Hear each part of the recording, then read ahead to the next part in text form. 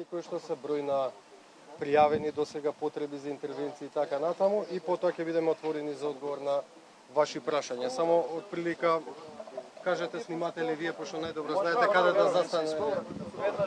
Може да повелете. Значи јас предлагам најпрвин од сеизмолошки аспект, потоа доктор Баевска, па потоа ако имате дополнителни прашања и за останатите. Сеизмолошката обсерваторија при Природно-математичкиот факултет во Скопје ја следи сеизмичката активност од Скопското епицентрално подрачје, почнувајќи од земјотресот утринава 2 минути до 7 часот, кој беше со магнитуда 3,8 според Рихтеровата скала. И посилниот земјотрес во 15 часот и 10 минути со магнитуда од 5,3 според Рихтеровата скала и интензитет на земјотресот од 7 до 8 степени според Европската макросеизмичка скала. Овие земјотреси се во рамките на нормалната сеизмичка активност која ја дава Скопското епицентрално подрачје, имено период на повторување за земјотрес од магнитуда 5 според Рихтеровата скала е од 100 до 150 години, што во изминативе 150 години немаме таков земјотрес во епицентралното подрачје. Значи, ова е првиот во изминативе 150 години, а оние два слаби земјотреса од утринава, тоа е се земјотреси, значи слаби земјотреси со магнитуда 3,9, кои што спаѓаат во групата на земјотреси чија што честота на повторување во рамките на 10 години. Уште еднаш да повторам, ова што се случи во Скопското епицентрално подрачје во рамките на нормалната сеизмичка активност. Сеизмолошката обсерваторија има податоци од, можам да кажам, последните 1000-1500 години, од кои што, значи, до 1900 година се историски податоци со кои што располага обсерваторијата за земјотреси во Скопското епицентрално подрачје, и во изминативе 100 години, односно од 1957 година, од кога е инсталирана првата сеизмолошка станица во Скопје, обсерваторијата располага со инструментални податоци врз основа на кои се статистички е пресметано дека овој период на повторување на земјотресите со магнитуда до 4 е 10 години и овие земјотреси со магнитуда околу 5 дека е периодот на повторување 100 и 150 години. Значи, за катастрофалните земјотреси кои што се случија во Скопското епицентрално подрачје, значи, од 518 година, 1555 и последниот 1963 година се со магнитуда над 6, односно последниот 6,1 според Рихтеровата скала и интензитет на осетеност 9 степени според Европската макросеизмичка скала. Значи, една мала споредба да направиме, катастрофалниот земјотрес е со магнитуда 6,1, а најсилниот од оваа серија денеска е 5,3 според Рихтеровата скала, односно осетеност, интензитет 7 до 8 степени според Европската макросеизмичка скала, а 63-та земјотресот беше 9. Може ли да очекуваме нови потреси во текот на ноќта утре во наредните денови? Па, земјотресите може секако да има земјотреси, меѓутоа јас лично мислам дека силен земјотрес не би требало да се очекува, мада тоа ниеден сеизмолог не може да го потврди, значи ниеден сериозен сеизмолог или институција не може да каже со сигурност да одреди време кога ќе има следен земјотрес. Меѓутоа, науката до сега што може да каже дека во одреден временски период на одредена територија може да се случи земјотрес со одредена јачина. Имено, како што кажав пред малку, значи во Скопското епицентрално подрачје, во период од 150 години може да има земјотрес со магнитуда околу 5, односно 500 години со магнитуда поголема од 6 и осетеност поголема од 9 степени според Европската макросеизмичка скала. Меѓутоа, земјотреси покрај осетеност на земјотресот во Скопје со 7 до 8 степени беше почувствуван земјотресот во 15 часот и 10 минути низ цела Македонија, почнувајќи од Велес, Валандово, Струмица, Куманово, Дебар, се разбира со помал интензитет. Може ли да се детектира точно каде е епицентарот и дали сметате дека е можна поврзаност со поплавите кои во изминатиот период го погодија Скопско? Значи директна поврзаност, односно дека самите дождови и поплави можат да бидат предизвикувачи на земјотрес, тоа не може да биде така, бидејќи водата од поплавите навлегува во длабочината на земјата во ред на величина километри, додека жариштето на земјотресите се наоѓа во рамките, значи за македонски ве зборуваме сега и за Скопското епицентрално подрачје, во рамките на земјината кора на територијата на Македонија, тоа е 33 километри, значи кога зборуваме за жариште, например од 20 на километри, водата од поплавите и тоа скоро и да нема значење. Меѓутоа, ако станува збор за многу плиток земјотрес, значи жариште кое што се наоѓа значи 1, 2 или 3 километри под површината на земјата, може да има директно влијание единствено да забрза во подготовката на земјотресот, да го забрза времето на случување на земјотресот. Например, ако требало да се случи земјотрес со магнитуда 5, тој секако ќе се случил, меѓутоа нешто малку порано, бидејќи водата ги менува физичките услови во длабочината на земјата. Господи Шилич, можете ви од аспект на ИСИС? Да. Вака, добро вечер. Сите сме информирани дека во поголем број на објекти денешниот земјотрес предизвика оштетувања, меѓутоа сакам да напоменам дека тие оштетувања кај најголемиот број на објекти, барем засега од информациите со кои што јас лично располагам, се во доменот на неконструктивните оштетувања. Тоа значи на на неносечки ѕидови, на опрема и слични оштетувања, кои што не ја загрозуваат безбедноста на самите објекти. Сакам исто да истакнам дека од денешниот состанок на Центарот за кризи отворена е посебна телефонска линија 195 на која сите граѓани кои што имаат оштетувања во објектите можат да се јават и екипи од ИЗИС кои што веќе се спремни би излегле на терен за рапидна, брза естимација да се утврди дали објектите се безбедни, значи може да се вратат во објектите, или се евентуално несигурни. Исто така апелирам до сите граѓани да го користат овој телефонски број само за пријавување на реални, конструктивни оштетувања. Значи, во колку можат граѓаните секако да проценат дали се работи за конструктивно или неконструктивно оштетување. Значи, само би апелирала, значи, овој телефонски број да не се злоупотребува, за да им се даде простор на граѓаните кои што реално имаат конструктивни оштетувања во објектите, да можат да се јават, како би ние навремено излегле на терен и би увиделе ситуацијата и би дале понатаму препораки. Исто така сакам да напоменам и дека Центарот за управување со кризи има упатство на својата веб страна, кое што ќе биде објавено исто така и на медиумите и поделено на вас новинарите, кое што е упатство како ние како обични граѓани да се однесуваме во услови на земјотрес. Има многу добри препораки.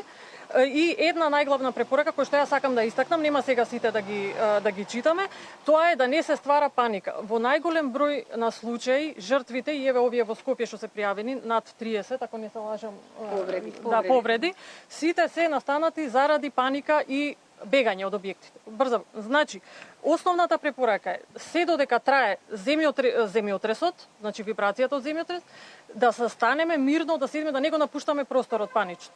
Значи, кога ќе заврши, да речеме, земјотресот, гледаме да излеземе по полека, без трчање, нормално, ако комуникациите ни се проводни и сигурни. Значи, тоа е една главна препорака која што можам тука во овој момент сега да ја споделам со јавноста. За сите останати практични препораки ве молам, упатството ќе ви биде дадено и на медиумите и може да го погледнете на веб страната на Центарот за управување и на дирекцијата за заштита и спасување. Се извинувам. Бидејќи може да претпоставиме дека ќе има многу јавувања од граѓани, би замолила, значи ако е зафатен телефонот 195, да се обратат на мејлот на Центарот за управување со кризи, тоа е situacionen.centar _cuk.gov.mk.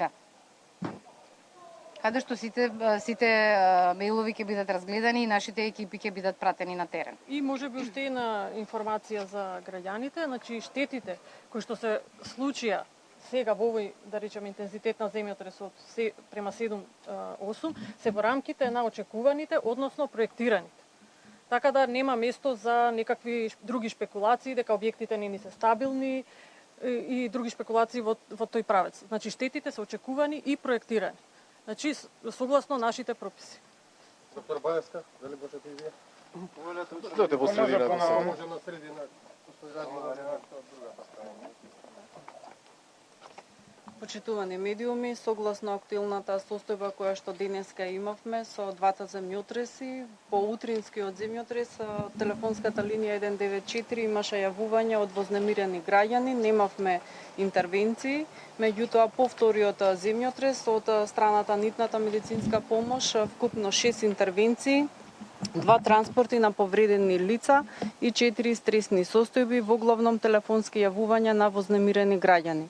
Она што е регистрирано и според извештаите што го имаме од ургентните центри, значи граѓаните самостојно одат во ургентните центри и при тоа 78 се амбулантски третирани, во главном се тоа набиеници или преврски, само ке 3 лица оперативно интервенирано бидејќи имало отворени фрактури кои што според извештаите и податоците што ги имаме се настанати при напуштање на домовите во една паника и страв, најчесто по осимнување по скали.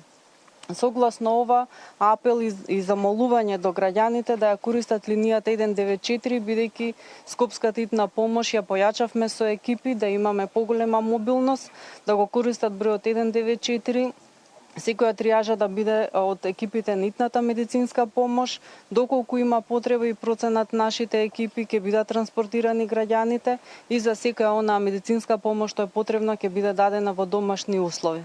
Благодарам.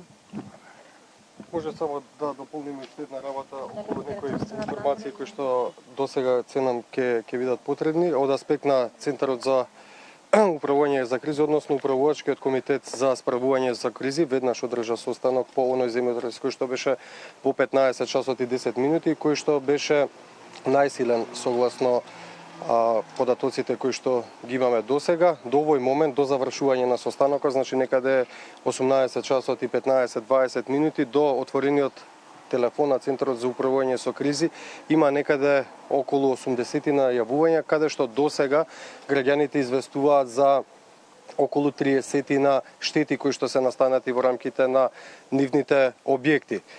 Би го повторил она кое што го кажа сеизмолозите, а тоа е дека сите оние граѓани кои што имаат потреба да пријават определена штета, сомнеш за функционалност и исправност на објектот, тоа да го направат на отворениот телефон 195 или пак на мејл на Центарот за управување со кризи, за потоа тимови кои што се предводени од ИЗИС да ги посетат истите овие објекти и да направат потоа увид во степенот на оштетување на определениот објект, во функционалноста негова и во особено дали тие се подложни за престојување во нив по овој земјотресен удар кој што се случи во 15 часот и 10 минути. Исто така, покрај тоа што граѓаните ќе може да ги пријавуваат своите потреби за присуство на стручни тимови кои што се составени од представници на Институтот за земјотресно инженерство и останатите други институции кои што има делокружна надлежност, управувачкиот комитет за справување со кризи ги задолжи сите општински кризни штабови во градот Скопје, во сите општини во градот Скопје, како и кризниот штаб на град Скопје, покрај тоа што граѓаните ќе имаат право да ги пријавуваат потребите за присуство и увид на терен, да извршат паралелно обиколка на сите определени места во нивната општина, особено на проверка на патната инфраструктура, инфраструктурата во делот на водовод, канализација, потоа инфраструктурата во поглед на топлинската енергија и електричната енергија, стамбените згради и останатите објекти за домување и за живење и да го известат Центарот за управување со кризи за нивниот поглед на она што треба да се направи во поглед на действување. Значи, паралелно, двострано од една страна самите општински кризни штабови ќе го известат Центарот за управување со кризи, а потоа Центарот, Институтот за земјотресно инженерство, а исто така и граѓаните ќе имаат можност да пријават потреба за присуство на стручни тимови и увид во функционалноста на објектите. Исто така е многу битно по совет на сеизмолозите, беше отворена таа расправа на Центарот за управување со кризи, да се потенцира дека модерната наука не може точно да предвиди дали ќе се случи земјотрес, кога ќе се случи и како ќе се случи. Самите тие рекоа дека доколку било возможно тоа да се случи, да се предвиди определена ситуација на постоење земјотрес, тоа најразвиените земји од типот на Јапонија, Соединетите Американски држави, Германија би го предвиделе. Затоа сакаме да апелираме како управувачки комитет, како институции, да се воздржиме од шпекулации кои што се веќе присутни во јавноста по социјалните мрежи, каде што се оперира со конкретни сати, каде што ќе се случил наводно определен земјотрес, каде што се оперира со јачина на евентуален земјотрес кој што би се случил, да се воздржат сите лица, субјекти од пласирање на вакви дезинформации, затоа што науката тоа ни го потврдува, не постои таков систем кој што може да предвиди. Затоа е најбитно да се раководи целокупната јавност од препораките кои што се стручни, кои што ги има изработено стручни институции, кои што се базирани на светски искуства во оваа област, да се намали, ако е тоа можно и колку што е можно, паниката, која што е нормално да владее во ваква ситуација, затоа што паниката е најлошиот сојузник на сите нас, која што може да влијае негативно во справување со било каков предизвик.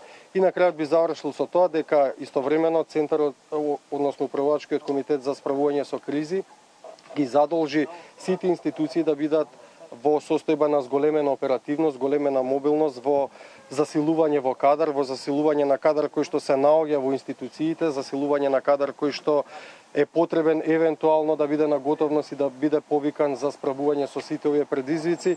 И тука првенствено се мисли на армијата на Република Македонија, Министерството за внатрешни работи и силите кои што се во состав на Дирекцијата за заштита и спасување и на Центарот за управување со кризи.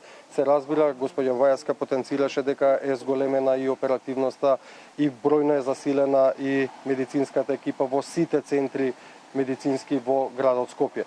Ќе останеме да ја следиме ситуацијата. Центарот за управување со кризи има централна улога во рамките на овој процес. Сите информации ќе бидат пласирани кон него, а потоа тој ќе дава оперативни задолженија на другите институции. Доколку имате прашања, повелете. Многу граѓани надвор вечерва, дали да се вратат по домовите безбедно или да останат сепак надвор од домовите, како да кажа?